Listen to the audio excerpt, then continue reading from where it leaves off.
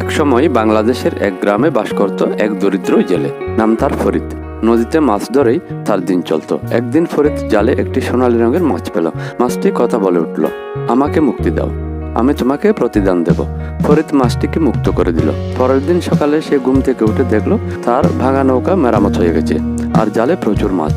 কয়েকদিন পর গ্রামের লোভী জমিদার খবর পেয়ে মাছ ধরতে গেল। সে একই মাছ ধরলো, কিন্তু ওই মাছকে মুক্তি দিতে অস্বীকার করলো। মাছটি রাগান্বিত হয়ে নদীর গভীরে চলে গেল। এরপর জমিদারের নৌকা ডুবে গেল আর ফরিদ সুখে শান্তিতে জীবন কাটাতে লাগলো। নিঃস্বার্থ দয়া ও ভালোবাসা জীবনে কল্যাণ বয়ে আনে, আর লোভ সর্বনাশ ডেকে আনে।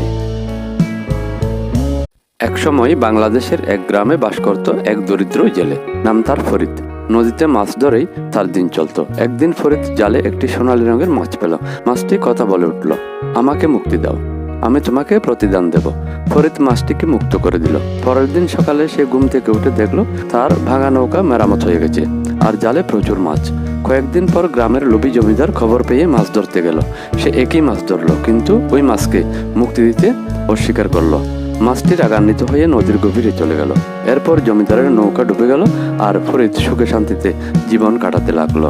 নিঃস্বার্থ দয়া ও ভালোবাসা জীবনে কল্যাণ বয়ে আনে, আর লোভ সর্বনাশ ডেকে আনে।